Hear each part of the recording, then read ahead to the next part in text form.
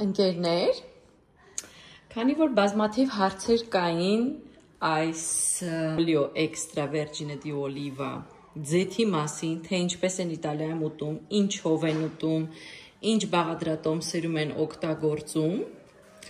ես որոշեցի մի փոքրիկ այսենց հոլովակ անեմ, համ մի փոքր մի բան կպատրաստեմ, բաղադրատոմս, եւ կփորձեմ հնարավորինս պատմել այս ձեթի մասին, ինչով են նրանք ուտում, ինչպես են օգտագործում եւ այլ եւ այլն։ Այսօր կպատրաստենք տարբեր տեսակի բրուսկետաներ։ Բրուսկետաներից մեկի համար ես պատրաստելու եմ պեստո։ Պեստոն էլ կրկին լինում է մի քանի տեսակի, լինում է պեստո սխտորով եւ առանց սխտոր։ Օրիգինալ բնօրինակ բաղադրատոմսը դա կոչվում է պեստո ջենովեզե, որովհետեւ Ջենովա քաղաքում են այն ստեղծել, եւ դա նշանակում է, որ պետք է լինի շատ լավ որակի բազիլիկ, շատ լավ երևի ռեհան հայերեն, ուղղակի կանաչ, այսպես ասեմ, աղ, ձեթ միայն էքստրա վերջինե դի օլիվա, սպիտակ բիբար, այստեղ ես ունեմ քերած պանիր, պարմիզան եւ գրանա падանա, շատ անգամ լինում է մի քանի այլ պանիրներ են նրանք ավելացնում, եւ այստեղ ունեմ պինոլի, հայերեն ասենք, սոչու ընկուզ, սոչու ընկուզն է, սկյուրիկների ուտելիքը մի խոսքով ժողովուրդ ջան, այսպես, եւ ինձ հարկավոր լինի այսպիսի տեսակի հարիչ, վերջ, սա է պարունակում, լինում է պեստո նաեւ, պեստո ալլա ջենովեզե, դա բնօրինակ բաղադրատոմսը չէ, դա նշանակում է, որ կարող է ձեթը չլինել էքստրա վերջին, կարող է բազիլիկը չլինել բարձր որակի, կարող է չլինի պարմիզան տեսակի պանիր կամ այլ տեսակի պանիր, կարող է չլինի պինոլի եւ դրա փոխարեն սովորական ընկույզ դնեն, ավելի էժան ընկույզ դնեն, որտեղ պինոլին ինքն իրենով բավականին թանկ արժի, այս փոքրիկ քանակության, եթե չեմ սխալվում, ես տվել եմ 3.5 եվրո, 100 գրամ չկա, երևի 50 գրամ է այստեղ, ընկերներ, ամեն դեպքում փորձենք պատրաստել, որովհետև բրուսկետաներից մեկի համար ես ուզում եմ օգտագործեմ պեստո, բայց իմ պատրաստած պեստոն եւ հավատացնում եմ ձեզ, տան պատրաստած պեստոն, որը կապ չունի սուպերմարկետում արդեն փակված, պատրաստված պեստոյի հետ, ընկերներ, հավատացեք ինձ, եւ շատ հեշտ է պատրաստել։ Վերցնում ենք տարան, այստեղ տեղափոխում եմ լվացած բազիլիկը, այստեղ ավելացնում եմ մեր քերած պանիրը,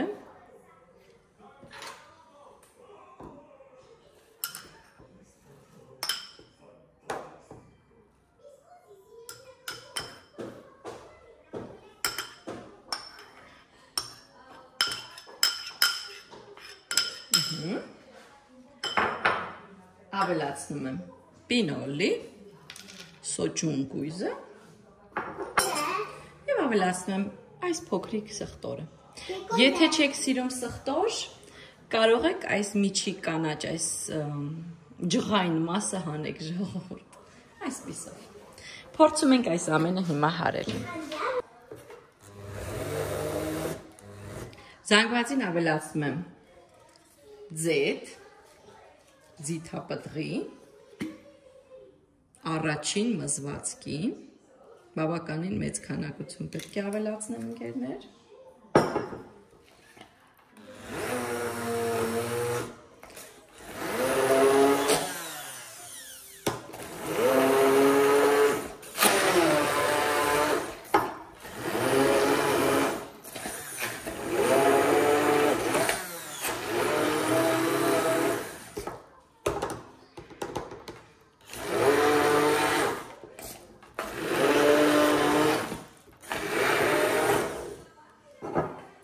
Եվս մի փոքր կավելացնեմ ձեթ։ Ես սովորաբար պատրաստում եմ ամեն ինչ աչքաչափով, ըստ մեր նախասիրությունների։ Այստեղ եմ ավելացնում մի փոքր աղ, ամեն դեպքում կարող եք փորձարկել ըստ ձեր ճաշակի, ավելացնում եմ մի փոքր բիբար, բայց պարտադիր չէ բիբարը, կարող է եւ չլինել, օրիգինալ բաղադրատոմսում բիբար չկա։ Դա միայն ավելացնեմ ևս մի քիչ ձեթ։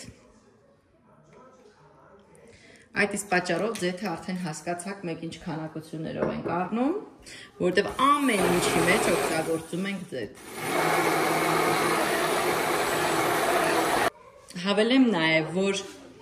իրական պեստոն չեն պատրաստում հարիչով, այլ պատրաստում են սրանով։ Այնքան ժամանակ են ծեծում, մինչև որ ստանան այսպիսի զանգված ընկերներ։ Սա դնենք մի կողմ, շարունակենք մեր բրուսկետտաները։ Այսօր ես ձեզ կներկայացնեմ 4 տիպի բրուսկետտա։ Մեկը կլինի պեստոյով և բուրատո տեսակի պանիրով, մեկը կլինի ամենահասարակ տարբերակը, որը այստեղ ընդունված է ուտել և օգտագործել հենց այս ձեթը, դա կլինի հաց, մի փոքր գրիլի վրա կամ ջեռոցում տաքացրած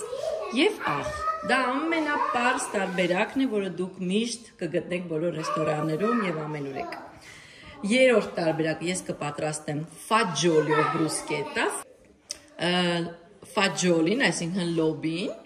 շատ ավելի շատ են դա օգտագործում հենց Տոսկանայի շրջանում, բայց ամբողջ Իտալիայով շատ են օգտագործում սննդամթերքի մեջ լոբի, բազմաթիվ տեսակներ և շատ օգտակար է դա։ Երրորդ տարբերակը կպատրաստեմ լոբով, չորրորդ տարբերակը կպատրաստեմ կլասիկ լոլիկով բրուսկետտաներ։ Բոլորում օգտագործելու եմ այս ձեթը։ Ընկերներ, այնպես որ գնանք առաջ։ Երկրորդ տիպի բրուսկետտայի համար մեզ հարկավոր է լոբի, ֆաջոլի, ինձ մոտ սպանիա տեսակի է, կարող է լինել ցանկացած տեսակի և կարող է լինել սպիտակ, կարող է լինել նաև կարմիր, բայց ցանկալի է լինի սպիտակ։ Տոսկանայում օգտագործում են այս սպիտակ տեսակներից։ Կրկին ձիթապտղի ձեթ, առաջին մզվածքի, ես օգտագործում եմ չորացրած օրեգանո,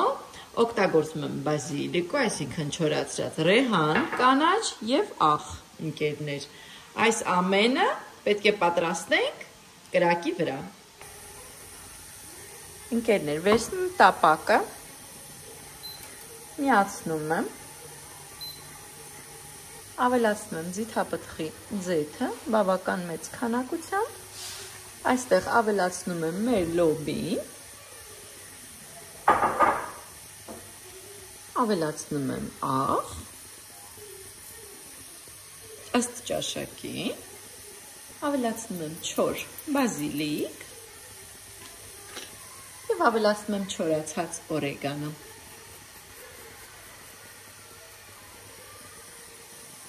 Խառնում եմ, մոռացա նշեմ, որ լոբին ինձ մոտ նախապես եփված է և պատրաստ է։ Այս իմ գործողությունը նպատակ ունի միայն հաղորդել և, այսպես ասեմ, ամուսնացնել բոլոր այս համերը իրար հետ և տաքացնել։ Ես նպատակ չունեմ սա եփելու, որտեղ ամեն ինչը պատրաստ է։ Ինձ պետք է, որ բոլոր այս խոտաբույսերը բացեն իրենց բույրը և հաղորդեն լոբուն։ Միայն այս նպատակով եմ սա անում, ընկերներ, մի քանի րոպե ընդամենը։ Ընկերներ, իմ երկրորդ բրուսկետտաների լցոնը պատրաստ է։ Տեղափոխեմ ափսեի մեջ, ամբողջ իր ձեթով և բոլոր համեմունքներով միասին։ Այսպիսով ունենք 1,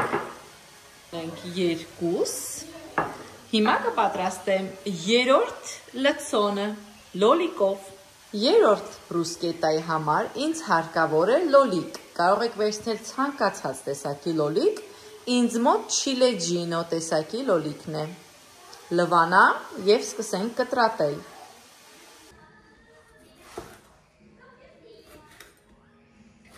Ես չեմ հեռացնում այս պոչիկը, եթե ուզում եք կարող եք դուք հեռացնել։ Տեղափոխում եմ ափսեի մեջ։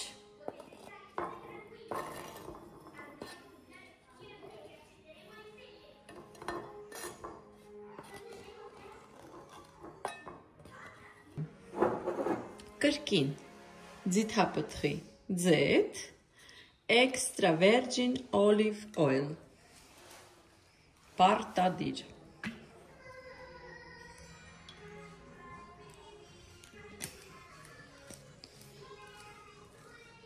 Ես ես խնդրում եմ իրա գույնը նայեք, զգում եք ինքը թափանցիկ էլ չի, այնքան խիտ կանաչա դեղին զանգված է։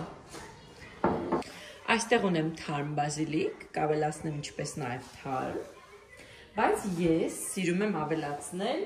նաև չոր բազիլիկ, ինձ թվում է համը ավելի հետաքրքիր է, ինչպես նաև սիրում եմ ավելացնել մի փոքր օրեգանո, ըստ ցանկության, կարող եք ավելացնել նույնիսկ բալզամիկ, բայց ես չեմ սիրում բալզամիկ, ես չեմ ավելացնում, իմ ընտանիքում ոչ մեկ չի սիրում։ Մի քանի տերև բազիլիկ ես կթողնեմ այսպես, վերջում զարդարելու համար, մնացածը մանր կկտրատեմ և կավելացնեմ մեր լոլիկի վրա։ Կարող եք նույնիսկ ձեռքով պատռել, պարտադիր չի կտրատել ընկերներ։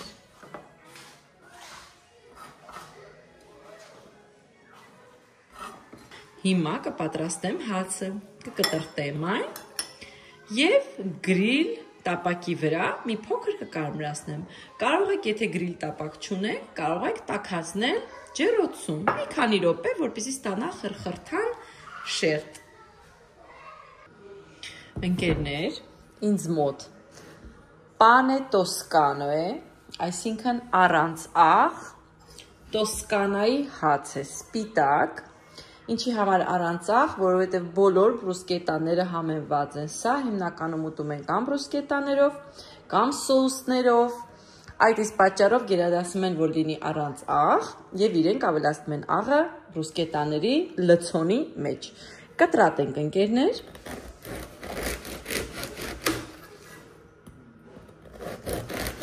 Ոչ շատ բարակ, ոչ շատ հաստ, մոտավորապես 1-1.5 սանտիմետր հաստության։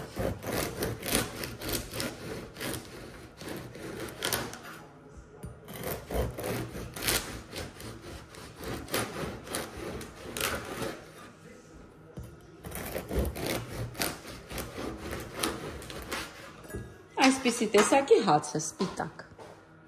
այսպիսի։ Հիմա ես նրանց կտեղավորեմ գրիլի վրա, որ մի փոքրիկ կարմրեն։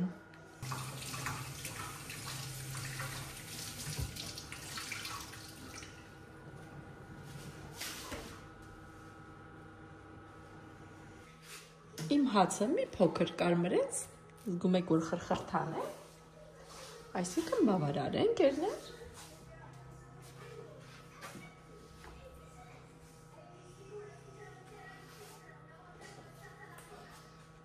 Պատրաստենք մեր բրուսկետաները, ընկերներ, ինչպես և խոստացել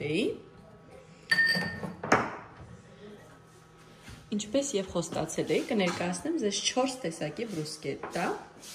ինձ մոտ այստեղ բուրրատա տեսակի պանիր է, որը ես կօգտագործեմ պեստո սոուսի հետ, դնեմ մի կողմ, առաջին տեսակի բրուսկետա, դա ամենահասարակն է, որը որ երեխաներին, նույնիսկ մանկապարտեզներում, դպրոցներում տալիս են։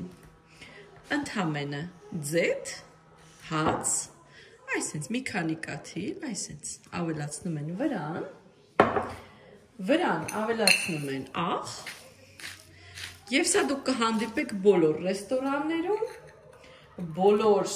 սրճարաններում, ցանկացած վայրում դուք կարող եք խնդրել, որպեսզի ձեզ մատուցեն այս տեսակի բրուսկետա, ընկերներ։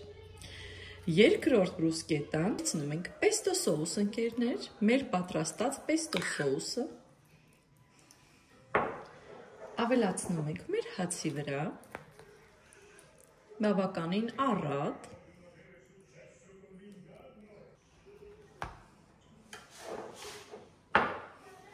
բացում ենք մեր բուրրատա տեսակի պանիրը,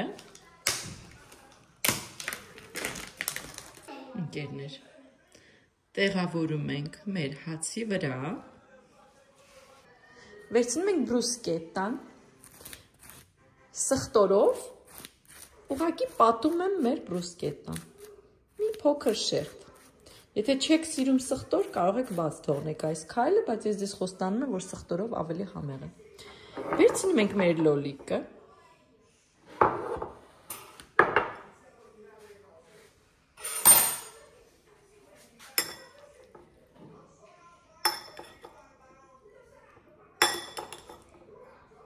Առատ տեղադրում ենք մեր բրուսկետայի վրա, ընկերներ, այսպես։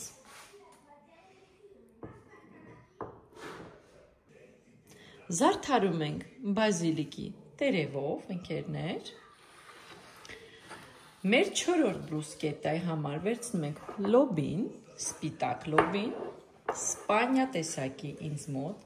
կրկին վերցնում ենք սխտորը, պատում ենք հացը, կրկին պատում ենք սխտորով, ավելացնում ենք լոբին։